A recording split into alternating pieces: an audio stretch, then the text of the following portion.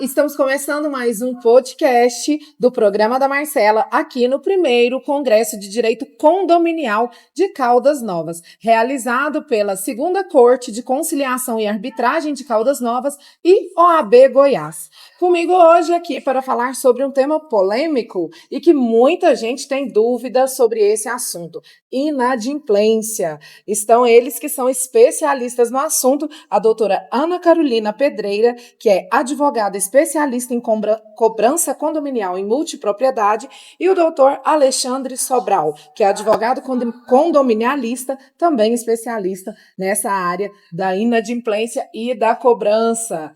Então, primeiramente, sejam bem-vindos ao nosso podcast, é um prazer tê-los aqui. Prazer é todo nosso. Prazer é nosso. Vou começar com o Alexandre. Alexandre, a gente sabe que esse é um tema delicado porque as pessoas, muitas vezes, que adquirem um imóvel dentro de um condomínio, muitas delas não têm noção que tem esse compromisso da taxa condominial, né? Às vezes compram um imóvel, seja para morar, seja para lazer, para desfrutar, não estão acostumados ainda, né? E como que fica a situação quando a pessoa não paga essa taxa de condomínio? Na verdade, já aconteceu um fato uma vez só, durante essas mais de 2 décadas que eu devolvo para condomínio, onde realmente uma moradora ela desconhecia o fato da taxa condominial, ela não tinha conhecimento que tinha que pagar uma taxa. Com relação aos outros, talvez, como você bem abordou, as pessoas não têm o costume de pagar essa taxa. Sim. Quem mora em casa, casa normal, sem ser dentro de condomínio, numa rua, uma rua habitual, ele tem o costume de pagar IPTU, pagar os impostos de transmissão, a energia, a água, mas não está acostumado a pagar a taxa condominial. Uhum. E muitas vezes acham que essa taxa só poderia ser cobrada de quem está usando o condomínio, como se fosse algo facultado. Você fazer ou não... Opcional, né? É opcional, como se você... eu não quero usar o condomínio, eu não vou pagar. Isso acontece muito também com associações também. Tem uma discussão muito grande no STJ com relação a se deve ou não pagar as associações, que são feitas, às vezes, para trazer um benefício àquela comunidade, para trazer alguns bônus, como segurança, como lazer, eventos que acontecem. E o condomínio, ele precisa daquele recurso. A taxa condominial é o recurso que faz com que o condomínio funcione, para ter controle de portaria, para ter a limpeza daquele espaço da área comum, para a manutenção das áreas comuns. Então, tudo aquilo ali que você visualiza precisa de recursos, e os recursos precisam vir provenientes dos condôminos.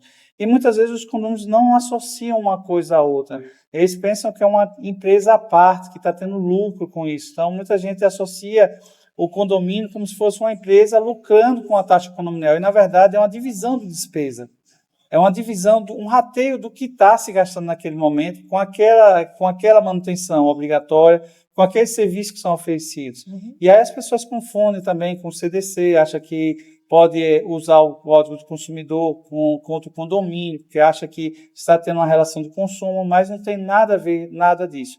E, infelizmente, essa falta de orientação, muitas vezes, quando é vendido o imóvel, muitas vezes, quando a pessoa está naquela ânsia de um imóvel novo, se mudar para um sonho, que, querendo ou não, todo mundo tem um sonho de ter sua própria casa, sua residência. E aí a primeira coisa que a pessoa pensa é em gastar, em reformar o imóvel, deixar do jeito que quer, comprar imóveis novos, ser tudo novinho, aquele gosto de ter sua casa nova.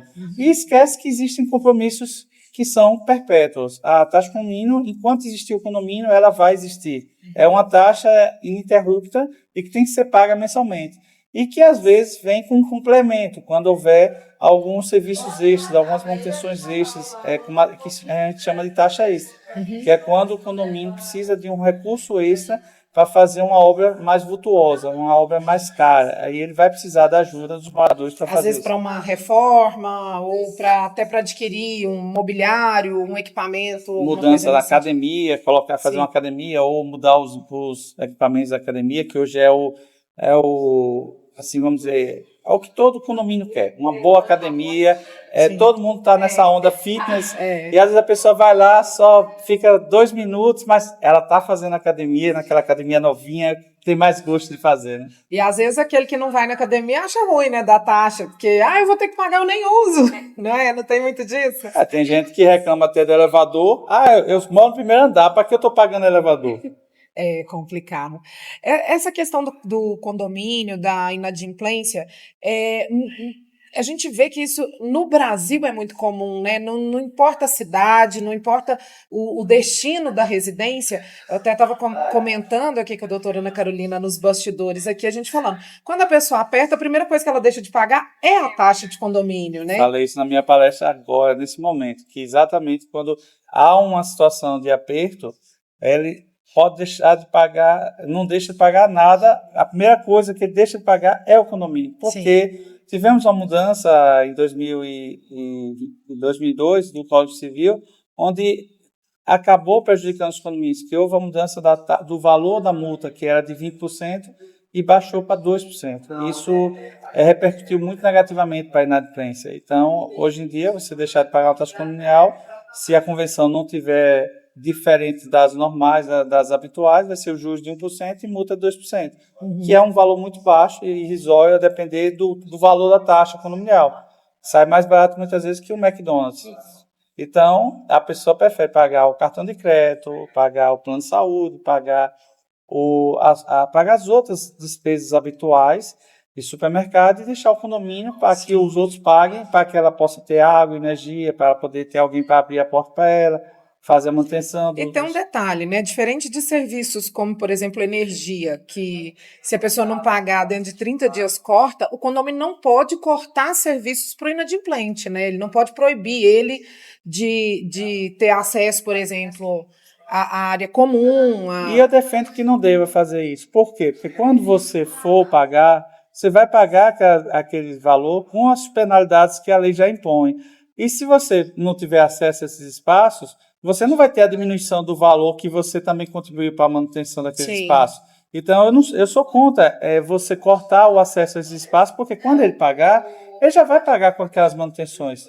Que com porque de todo jeito ele vai ter que pagar, seja amigavelmente ou judicialmente. E além disso, tem uma penalidade muito grave que as pessoas não ligam, mas que eu entendo como grave, que é você não poder participar de uma assembleia. A assembleia é o momento que você tem para discutir e deliberar as coisas do condomínio, é onde você tem voz. E você não poder ter voz no momento desse, que é muito importante, eu acho que é uma penalidade muito grande que já é atribuída ao inadimplente. Impacta muito as decisões deliberativas ali do condomínio. Sim, ele deixa de ter o quê? Gerência sobre o próprio patrimônio dele. Ele não pode dar a opinião dele sobre um parquinho novo, não pode dizer sobre os horários de recolhimento de lixo, ele não pode falar nada, ele tem que ficar calado, ele não pode nem participar da assembleia. Inadimplente, ele não pode nem entrar na sala da assembleia. Ele tem que ficar do lado de fora. Eu entendo que ele não pode participar. Participar, para mim, é você estar presente. Então, para mim... E isso já é uma forma até de declarar e expor essa pessoa, né? Porque, de acordo... Posso estar enganado? Não fala expor, não, pelo amor de Deus, que dá dando moral, dá dando moral. Mas olha só, não é uma exposição. Quando você fala assim, que o inadimplente ele não pode participar, a pessoa tenta participar e ela é barrada de entrar.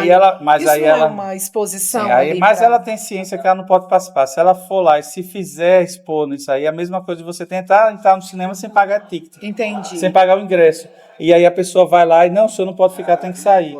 Então não é um dano moral, porque você se colocou naquela posição. Entendi. Nesse caso aí, mas eu acho que a maioria das vezes, tirando alguns sem noções, tem a consciência que não pode participar e não pode estar ali. Entendeu? Até porque nas atas já fala, né, que já vem aquela questão lá que quem não está em dia não pode participar, Perfeito. né? Então já vem no edital. Legislação, tem tudo disponível. E a doutora Ana Carolina, que é especialista em cobrança condominial de multipropriedade. Esse eu acredito que seja um desafio muito grande, né? Com porque certeza. A multipropriedade, pelo que a gente entende, para quem não conhece, gente, é um sistema que divide o imóvel em várias cotas, várias partes, né? Então tem ali vários proprietários que têm direito a algumas semanas de uso desse imóvel. Mas a taxa condominial, ela é mensal, ela não é só no período que a pessoa tem direito. Como que você lida com isso, doutora? Marcela, Alexandre, é um trabalho assim que é contínuo, é um trabalho de conscientização também, porque o condômino ele não está ali presente diariamente na rotina do condomínio.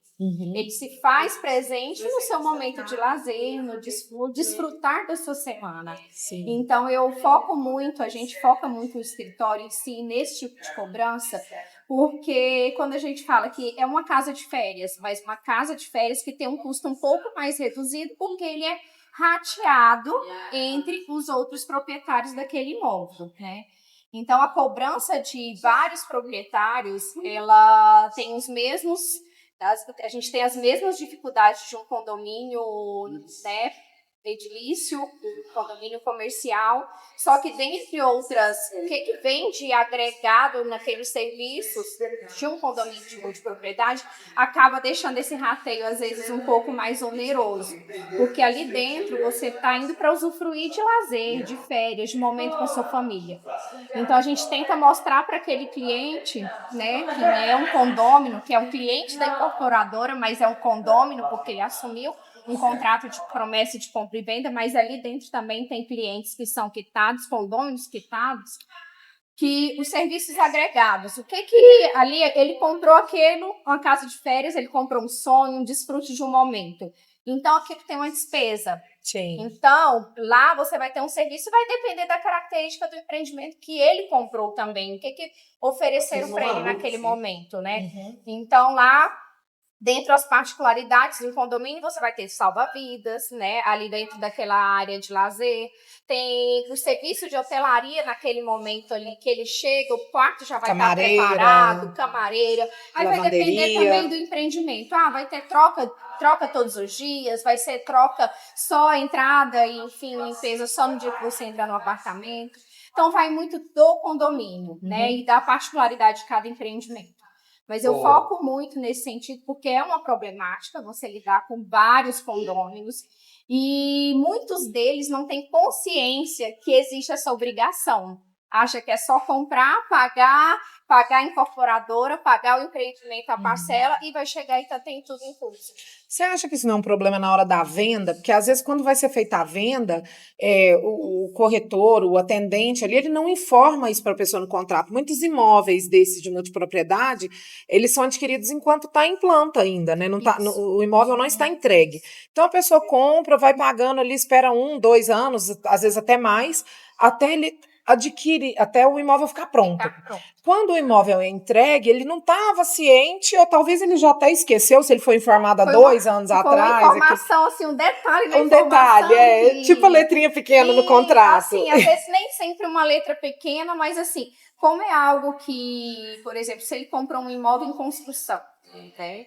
Então, ele não está vendo aquilo ali funcionar, enfim, até fala. E aí ele estava pagando só a parcela daquele imóvel, né?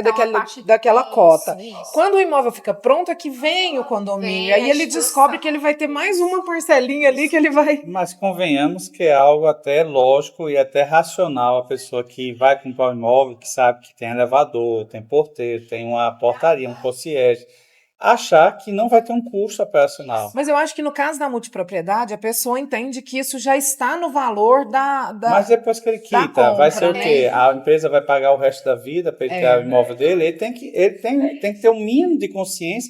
É porque, infelizmente, no Brasil, o brasileiro, às vezes, quando acha que está fazendo um ótimo negócio, ele acha que está se beneficiando de alguma coisa, ele acha que está tão bom a coisa que ele esquece de fazer os questionamentos necessários e acha que ele às vezes ele está levando um golpe e ele está dando um golpe. Ele acha que ele está dando um golpe. Tem muito isso, o que eu acho engraçado quando a gente assiste aquelas reportagens, um golpe e tal, a pessoa recebeu uma ligação dizendo que ia ganhar não sei quantos milhões, não sei o quê, e aí só ia pagar 5 mil, aí foi vítima de uma ação. Na verdade, a pessoa já estava dando... a vítima estava tentando dar o golpe, querendo se beneficiar de algum jeito, porque ninguém pagando 5 mil vai ter direito a 1 milhão. Entendeu? E aí, de repente, acaba sendo vítima de algum aproveitador que foi mais esperto que aquela pessoa que achava que estava sendo A gente tem muito esse esquema de pirâmide e tudo, né? A pessoa Então, entra ali. Não existe isso, Não não existe. existe esse tipo de coisa. As pessoas elas entram sabendo que alguém vai perder, então, para mim, todos são culpados ali, não existe nenhum inocente. Eu acho que um tentou dar o golpe no outro e um foi mais esperto que o outro. Para mim, o que acontece é isso. Então, tanto ele pode dar queixa da pessoa como a pessoa dá queixa dela. Eu acho fica para os dois lados. A questão de alegar desconhecimento, assim, eu sei que a lei, ela relativamente nova, o modelo a gente usava muito como timeshare, direito de uso, que passou a ser propriedade. Sim. Você é dono daquela fração. Você paga IPTU. Você paga IPTU, você paga, né? Então, se você tem, por mais que seja um período, você é proprietário. Então, você está assumindo também como proprietário, você tem tanto direitos e deveres frente àquele condômino que você comprou, né? Aquele condomínio que, no caso, você se tornou um condômino, né? Então, assim, no caso da multipropriedade, aí quando fala, mas é o momento da venda, alegou desconhecimento. Eu acho que toda empresa, quando ela... tem isso no contrato, né? Já está previsto no contrato. No contrato, Marcela, todo aí a gente entra para a parte, né, mais parte comercial de meio. Mas o que eu observo e eu acompanho é que tudo isso é muito esclarecido, mas às vezes a pessoa também é igual o Alexandre falou. Tá achando que tá ganhando vantagem porque falaram isso, mas espera aí, vamos para a conscientização do produto, para que o produto serve, o que você vai desfrutar daquele momento, vamos fazer uma conta aqui, né? Então, assim, vamos para uso seu. Estou falando de produto que, eu vou rentabilizar isso, não é isso. Eu foco multipropriedade como lazer, casa de férias, entendeu? O momento que você vai ter ali, que você vai tirar Eu vejo como uma forma de você ter um custo pequeno, para você ter uma semana de proveito em um local, a um custo menor. Você vai ter um custo. Não, agora muita gente vende como se fosse algo para dar lucro. Infelizmente, existem aquelas pessoas que dizem, mas se você botar para alugar, você vai ganhar tanto, não sei o quê. Então, tem pessoas que compram como investimento, e eu não vejo tão rentável como investimento, porque depende muito do período, depende muito de muitos fatores. Por exemplo, no Rio Grande do Sul agora, quando aconteceu o desastre no Rio Grande do Sul, muitas das empresas lá de multipropriedades tiveram impacto muito substancial, porque não tinha aeroporto para receber os visitantes. Muitas foram canceladas. Não tinha nem visitante que quisesse ir, né? Porque em Gramado não tinha caos nenhum, estava totalmente tranquilo, mas não tinha aeroporto para receber as pessoas, tanto que eles estão adiantando mais o aeroporto de Canela para poder receber independente, porque em Gramado, tirando a parte de tempo, de neblina, não teve impacto praticamente nenhum. De inundação, não. Não, eu estive lá recentemente e não teve. A cidade está totalmente perfeitinha, não teve nada, não afetou eles fisicamente nada. E aí onde eu queria aproveitar e tentar aqui tirar uma dúvida minha com relação à doutora, que como funciona a dívida do IPTU do imóvel desse? A dívida quando uma pessoa não paga, como é partilhado por vários, como funciona? A prefeitura ela vai leiloar só a parte dela ou vai em cima do imóvel no todo? Porque eu entendo que é um imóvel que está devendo IPTU, uma parte é um IPTU, não uma parte. Ele não quer saber se é dividido por 10, por 20 ou é de um só. Eu tenho essa dúvida. E não só a questão do IPTU, né, mas também a dívida do condomínio. A do condomínio é mais fácil de lidar. É mais fácil porque é lidado com uma fração do tempo dele. A do condomínio é mais fácil de resolver. Porque aí tem aquele tempo determinado. Agora o IPTU é um todo. O IPTU é um todo. A prefeitura não separa. Eu queria saber da doutora como funciona, que eu tenho essa dúvida. O IPTU é um gargalo não só de todos os empreendimentos em multipropriedade, porque as prefeituras municipais elas não dispõem de sistemas operacionais para fazer essa divisão e cobrar esse IPTU de forma individualizada. E aí o que geralmente acontece? Entre a incorporadora, condomínio e prefeitura. Um alinhamento também de expectativas em relação a receber esse IPTU. Então, isso não em várias empresas isso já ocorre justamente porque é uma receita do município. A prefeitura faz um boleto individualizado para o condomínio. E o condomínio faz o rateio de uma taxa extra, existe uma assembleia para então o condomínio paga o IPTU. Justamente. Hoje, atualmente, as prefeituras têm essa dificuldade de assumir essa responsabilidade de condomínios de propriedade. Aí o efeito dessa forma. Então, para a prefeitura é maravilhoso, porque o condomínio vai pagar, não tem inadimplência de multipropriedade. Para a prefeitura, isso assim, é muito mais vantajoso para a prefeitura, e a gente sabe que um condomínio de propriedade instalado em um município, ele gera renda, gera emprego, fomenta o turismo, então tem todas, né? Então, assim, a prefeitura praticamente ela não sai.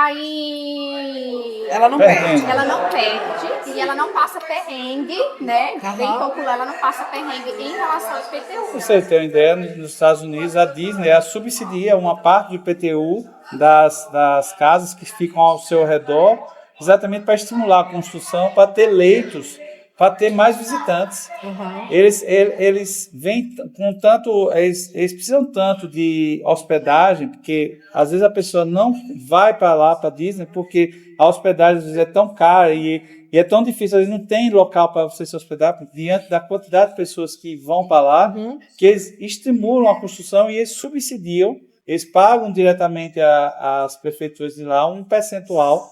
Lá parece que são 2% de IPTU e eles pagam 1% ou 0,5%, dependendo da localização, para estimular os imóveis a ter uma quantidade maior de imóveis, para poder ter mais casas e mais condomínios de vacation, que é os de férias, que lá não, lá tem menos de multipropriedade, lá os hotéis que são mais multipropriedades lá, tem muitos hotéis lá, como são também os de Gramado, também são hotéis que são multipropriedade. E lá são mais casas de vacations, que são casas que vocês podem ser divididas em um grupo de amigos. Sim. Você pode ter vários donos, geralmente são empresas patrimoniais, são abertas para cada casa, e você tem os sócios, e aí você divide o lucro entre os sócios, mas internamente. Mas para a prefeitura e para o condomínio é uma pessoa só, como se fosse uma entidade só. Como se fosse um só. E aí é uma coisa bem mais prática. E lá, diferente daqui do Brasil, se você deixar de pagar o condomínio, 3, 4 condomínios, o condomínio tem o direito de até se apropriar do imóvel. É mesmo? Lá é diferente. E aqui no Brasil? Aqui no Brasil. A gente tem uma dificuldade, assim. Quando a cobrança de condomínio, a gente sabe que para chegar ao ponto de fazer uma execução, a pessoa tem que estar ali com normalmente 3 taxas, 90 dias de inadimplência. Isso se a convenção exigir. Se você não tiver, se você pode estar com um dia de inadimplência, você já pode executar. Mas aí é onde eu queria chegar. A maioria deles, 90 dias de inadimplência, e o condomínio não entra. Tenta ali receber, primeiro administrativamente, vai tentando negociar, vai fazendo a cobrança interna pelos próprios funcionários do condomínio. Nos 90 primeiros dias, isso aí. Pois Isso aí tudo que você tem que estar falando. E aí depois passa isso para um escritório de advocacia que também tenta fazer os acordos ali extrajudicial, né, até entrar com a ação judicial. Mas o que eu quero saber é o seguinte, depois que entra com a ação judicial, em média, quanto tempo tem se a pessoa não pagar? Tentou tudo, marcou audiência, tentou bloqueio, tentou tudo, não pagou. Quanto tempo tem para esse imóvel ser leiloado ou ser reapropriado, não sei o termo, o condomínio poder fazer alguma coisa? Isso vai depender muito de vários fatores. Primeiro, de você conseguir encontrar o devedor, que no caso dela é mais difícil, bem mais difícil. Porque é uma casa de vacation, uma casa de férias, a pessoa não mora, não é mais complicado. E a pessoa pode se mudar onde ela, quando comprou, ela depois se mudou e não avisou a eles do novo endereço. Não existe atualização. Não tem atualização. Aí você tem que... Muito mais difícil. Tem a questão da citação, tem a questão de se a pessoa vai se opor ou não àquela cobrança, se ela vai entrar com recursos ou não, se ela é casada ou não, porque quando você vai penhorar, se tiver casamento, você tem que citar as duas partes. Se vai ser questionado o valor da cobrança, se vai ser, se o judiciário é um judiciário rápido, a depender do estado, pode ser muito moroso, a depender de onde você entrou, se foi juizado, se foi na justiça comum, vai ser mais moroso ainda. Então, tudo isso acaba dificultando. Só para a gente ter uma noção, assim, quando você fala moroso, vou dar uma média do meu estado, Sergipe. Sergipe, ela é um estado até que é muito rápido. Você conseguir a penhora do imóvel pode demorar mais ou menos 1 ano. 1 ano a 2 anos no máximo. Mas daí a levar para o leilão, aí tem a questão também de alguém arrematar no leilão. Eu estou tendo tanta dificuldade nessa arrematação que os condomínios estão começando a adjudicar os imóveis. O que é isso? É você dizer, eu troco a minha dívida pelo apartamento. Aí o judiciário, se o valor da dívida for compatível com o valor, ou se for um pouco menor, o condomínio pode até pagar uma parte da diferença para poder ficar com o imóvel e tentar vender para alguém que pague em dias. E aí a pessoa é retirada com uma emissão de posse, não precisa entrar com reiteração de posse. Quando é na justiça, a gente faz a emissão de posse e aí a polícia vai lá e tira na força. Então isso tudo também tem recursos e isso pode demorar aí até uns 5 anos. Mas, assim, tem casos, por exemplo, que chega ao valor do condomínio, Ou passa do imóvel. ultrapassar o valor do imóvel. Passa. E o que acontece nesse caso? Aí o condomínio perde o que passou, perde. Vai ficar só com o imóvel. A pessoa não continua devendo. Continua. Só que se a pessoa, você não conseguiu pegar, você com o imóvel preso, você não conseguir outros bens para ele penhorar dele, como é que você vai conseguir cobrar isso depois? Mas eu digo assim, por exemplo... É o caso do carro financiado. Quando você recupera o carro, coloca para vender, aí vende por um valor menor, ainda fica um resto da dívida. Isso. E aí a pessoa vai tentar. Mas se a pessoa não tiver bem, se não tiver conta, não tiver nada, fica por isso mesmo. Mas o processo não extingue, ele fica Não. ali. Se a pessoa comprar alguma coisa, vai penhorar. Se você em determinado ele tem um momento. prazo, né, para isso. A justiça dá um prazo para você tentar conseguir. Depois caduca. Hoje a gente chama isso de prescrição intercorrente, que é o tempo que um processo pode ficar em andamento e aí quando ele chega a determinado prazo, se você não teve efetividade, ele Mas isso fica no pode processo. levar anos também. São 10 anos essa 10 prescrição. anos. Então, Agora Não é isso, doutora? tem a questão que se foi arrematado em leilão, aí essa questão resolve a dívida, a dívida não fica, por exemplo, com a Alexandre. A dívida ela passa para o novo proprietário, enfim, existe pois é. das dívidas, que é o que a gente estava conversando anteriormente. Isso se tiver no edital do leilão falando da dívida. Isso. Tem uma série de requisitos que, se a pessoa não ficar atento, Isso. você pode até chegar a perder o valor que você teria de excesso naquilo ali. Eu não entendi. Como assim? Você, no edital, tem procedimentos que você tem que adotar. Tem que, inclusive, incluir as dívidas que estão lá em aberto. Que são as dívidas do imóvel. Para que a pessoa que vai comprar no leilão tenha ciência que existe aquele valor e a diferença pode ser que ela venha, depender do entendimento do juiz, que fique sob a responsabilidade dela ou não, porque o juiz é que vai determinar isso. Não, mas eu falo assim, por exemplo, no caso do condomínio, vamos supor que a pessoa está devendo lá, vamos pôr uma conta aqui fantasiosa. 200 mil. 200 mil reais é a dívida do condomínio. E o imóvel vale 180. Isso. O imóvel, vamos pôr 150. Aí ficou 50 mil de saldo que seria para o condomínio, né? Um exemplo. Aí levou a leilão por 150 mil, a pessoa comprou aquilo ali, o novo comprador. Eu fui lá, arrematei o imóvel, nossa, ele está abaixo do valor e tal, vou arrematar por 150 mil. Aí eu compro o imóvel por 150 mil, pago ele no leilão e assumo a dívida de 50? É isso? Pode acontecer isso. Pode acontecer isso. Porque, assim, Se ele não prestar atenção, ele pode estar comprando a dívida. Ele pode estar comprando a dívida. Por isso que tem dificuldade de arrematar imóvel de leilão. Mas mas às vezes o pessoal erra até na hora. Eu já tive casos na Justiça do Trabalho que foi levado a leilão e o juiz nem perguntou qual era a dívida do condomínio. E ainda deu como que às vezes nem sabia que tinha dívida. Aí a pessoa que comprou, ela está isenta. A Justiça o STJ já determinou que a pessoa que compra, ela não tem que pagar nada. O condomínio que se lasca, vai ter que entrar na Justiça contra o Tribunal do Trabalho, para que o Tribunal do Trabalho se responsabilize por essa dívida. Gente, é muito mais complexo isso, né? Porque o Tribunal tem a obrigação de perguntar se existe ônus da Prefeitura, do condomínio, é a obrigação do juiz exigir isso. E às vezes o juiz já não faz de propósito para facilitar a vida dele. Só que acaba lascando com o condomínio. E aí 50 mil. Então é melhor deixar muito especificado no edital de leilão também. Até para a pessoa não alegar desconhecimento. Essa dívida. Quais são as taxas que Quais estão são as abertas? taxas? Entendi. Aí é onde eu disse, onde um esperto acha que está dando uma de esperto, acaba assumindo uma dívida. Agora tem uma questão, estava falando com a doutora Ana Carolina, ninguém gosta de cobrar. Você como advogada, como que você procede assim com a pessoa, tenta fazer um acordo com a pessoa E específico no imóvel de temporada, que eu acho que tem uma dificuldade ainda maior, porque a pessoa entende que aquilo ali não é uma prioridade, né? Mas para ela é mais fácil, né? Não tá botando ninguém para fora de casa, né? Ainda tem essa questão. Não é um bem família. Mas para recuperar essa inadimplência desse empreendimento, dessa casa de férias que precisa funcionar de alta temporada, baixa temporada, independente, porque quando você comprou esse imóvel e for o seu período, você quer ter o quê? Tudo aquilo, aquele serviço. Você quer tudo funcionando. Você quer tudo funcionando. E tudo bonitinho lá dentro e também. tudo bonitinho, manutenção ok. Sim. Então, assim, a gente fala que cobrar, quando a gente fala, tem que cobrar. A palavra tem peso, né? Só que eu trato isso, Marcela, e com muita naturalidade, que vem na parte também de você orientar. O que é uma casa de férias, o custo, o que você comprou de fato. Porque, assim, diferente de um condomínio... Mas você tenta negociar ali, você tenta entender o lado do cliente ou não? É aquela coisa bem engessada assim, não ali? É engessado, eu também não acredito nesse algo engessado até pela característica do negócio. Porque eu acho também assim, que ninguém gosta de cobrar, mas também ninguém gosta de dever, né? A pessoa não gosta de receber cobrança. Mas é uma situação diferente a dela, por quê? Porque a pessoa não é obrigada a ter uma casa de aluguel de férias. Mas às ela vezes, pode assim, vender, ela pode devolver. Pessoa, aqui em Caldas Novas, dá um exemplo aqui da nossa cidade.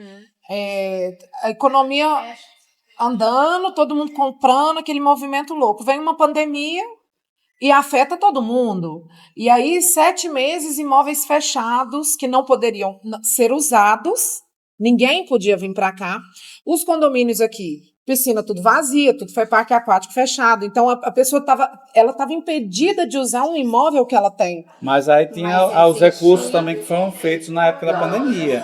Teve, por exemplo, o governo pagou até 70% do valor dos funcionários. Então, cabia ao condomínio pedir essa... Mas teve condomínio aqui que não fez redução... Não, mas não precisa reduzir funcionários. Não, redução da taxa. Então, mas é que tá. Foi erro do... Aí tudo é gestão, né, gente? Você, por exemplo, você podia usar dos recursos que estavam sendo ofertados. Eu, na época da pandemia, eu era assim. Eu usei o quê? Eu usei tudo que foi concedido. Piscina, como não estava sendo usado, diminuiu a limpeza. Aí diminuiu o tempo, diminuiu o material que está sendo usado, tudo mais. Funcionários, eu não demiti ninguém. Apesar de era um condomínio, inclusive, de lotes que não tinha nem construção ainda.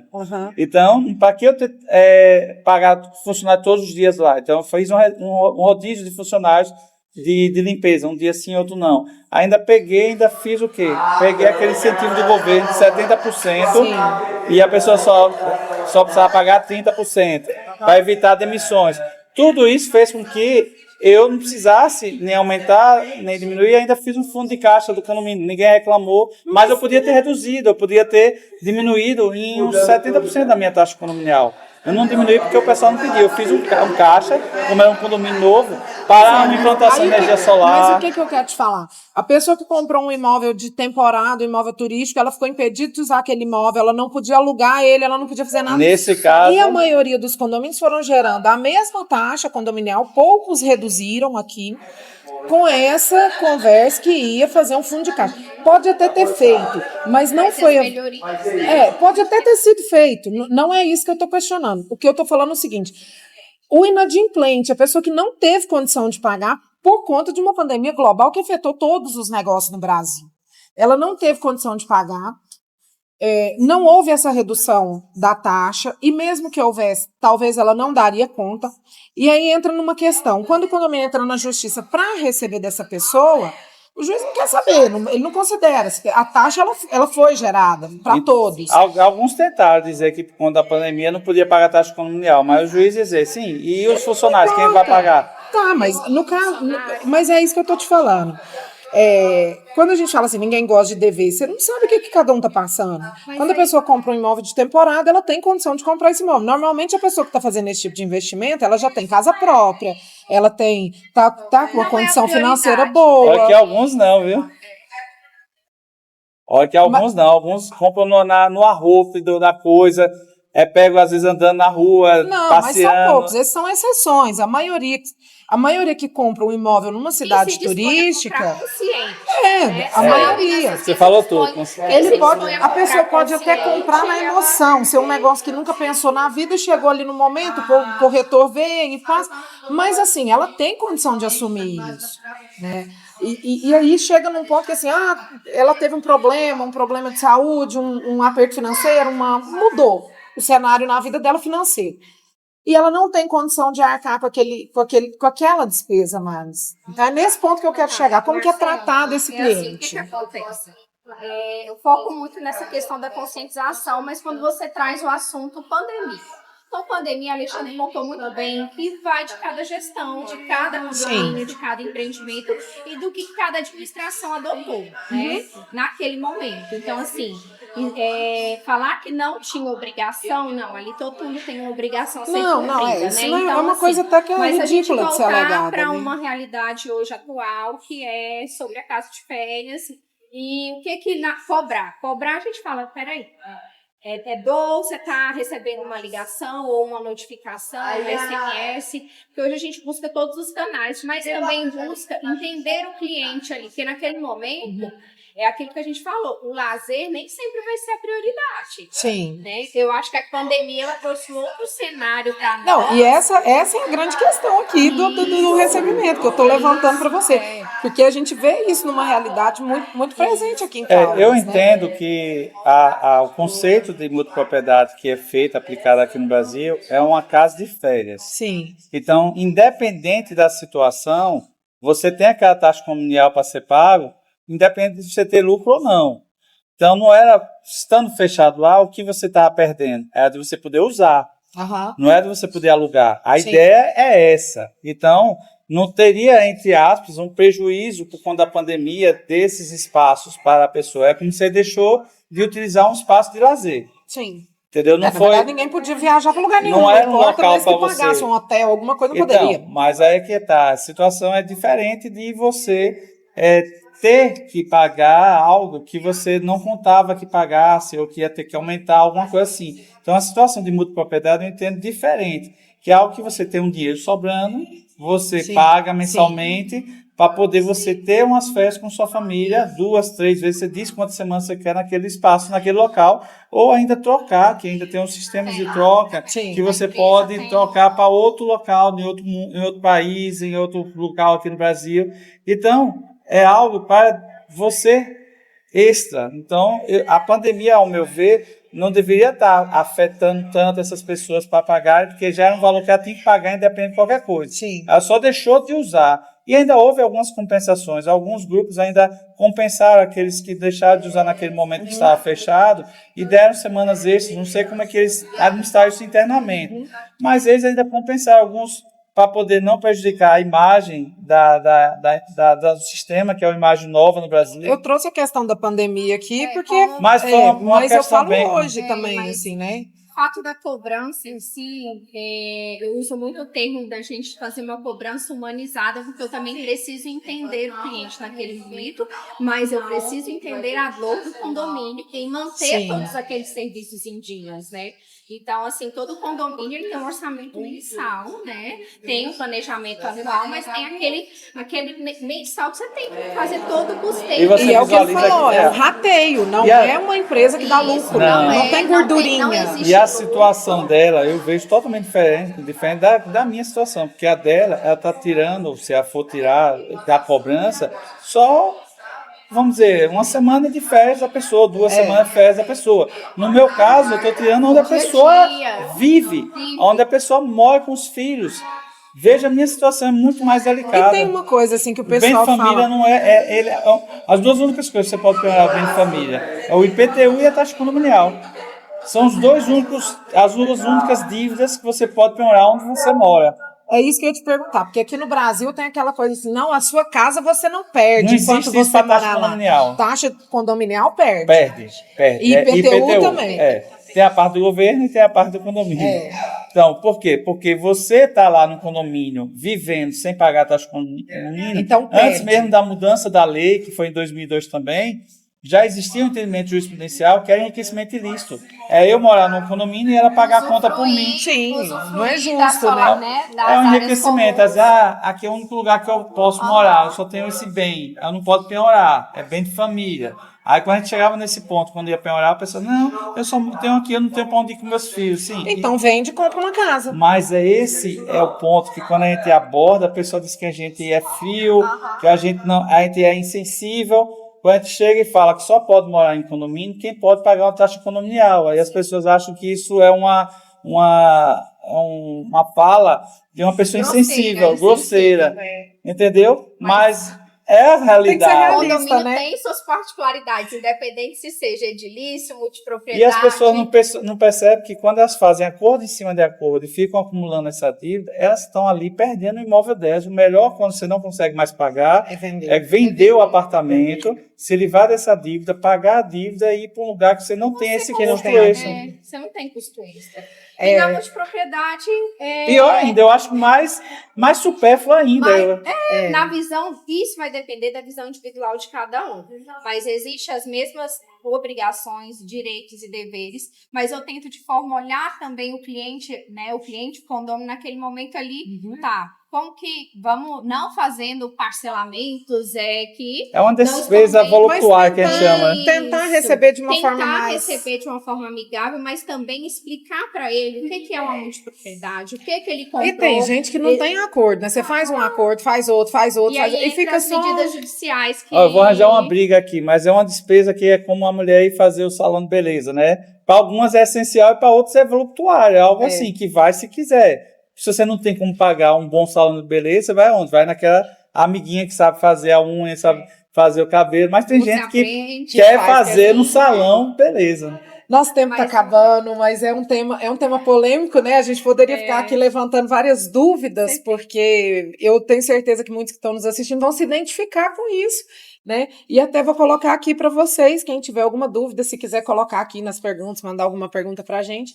depois a gente pode até encaminhar para eles. A gente não tocou nem no assunto, né, de quando a pessoa faz aquela festa, aquela mega festa, e é o maior devedor do condomínio. A repercussão que estender no condomínio. Esse vai ficar ou chega de carro novo. Não, Esse vai ficar para um próximo bate-papo. Agradeço muito a participação de vocês. Se quiserem fazer nós que agradecemos. As considerações finais aí, pode. Só agradecer a oportunidade e dizer que estamos à disposição para tirar as dúvidas. Também agradecer a oportunidade, Marcela, para falar de condomínio, falar de multipropriedade. Quer deixar o Instagram de vocês? Né? Que aí quem quiser seguir lá, às vezes mandar alguma dúvida. O meu é a Carolina P. O meu é Alexandre Sobral Almeida, o meu nome completo. Então tá bom. Muito obrigada, gente. A gente encerra esse episódio do nosso podcast. Daqui a pouquinho tem mais um. Fiquem ligadinhos, porque nós estamos aqui no primeiro Congresso Condominial de Caldas Novas. Já estamos de volta com mais um capítulo desse podcast sobre direito, condomínio, polêmicas, fornecedores e muito mais para você.